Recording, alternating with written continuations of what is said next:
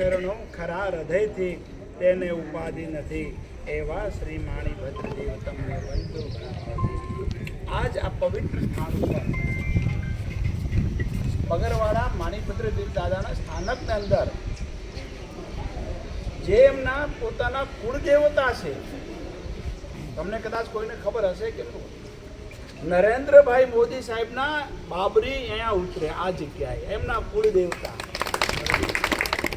આજ આપણે એમના કુળદેવતાને એક જ પ્રાર્થના કરવાની છે કે હે મગરવાડિયા, હે મણિભદ્રવીર દાદા, કે અમારા લોક લાડીલા વિશ્વગુરુ નરેન્દ્રભાઈ મોદીને દીર્ઘ આયુષ્ય બક્ષે અને ભારતની સેવા કરવાનો, હમણાં જેમ વસંતભાઈએ કીધું કે નાનામાં નાનું કાર્ય પણ હોય, આજ વિકાસના કાર્યો 70 વર્ષથી આપણને જોવા મળી રહ્યા હોય તો છેલ્લા 13 વર્ષની અંદર આપણને જોવા મળી રહ્યા છે.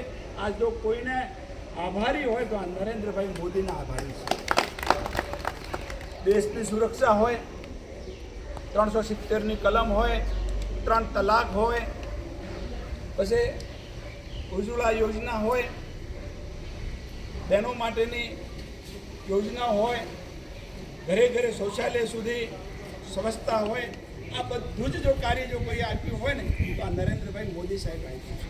અને આપણે આજ મણિભદ્ર દાદાને એટલી જ પ્રાર્થના કરવાની છે કે એમની જે કલ્પનાઓ ભારતને વિશ્વગુરુ બનાવવાની છે, આપણે વિશ્વગુરુ તરીકે અને ભારત એક મહાન સત્તા બને એવી દાદા એમને શક્તિ આપે, અમને ખૂબ દીર્ઘ આયુષ્ય બક્ષે અને એમના જે કાર્યો છે એમના અંદર શક્તિપૂર્વક એ કાર્ય કરે એ જ અભ્યર્થના અસ્તુ. જય માણીભદ્ર.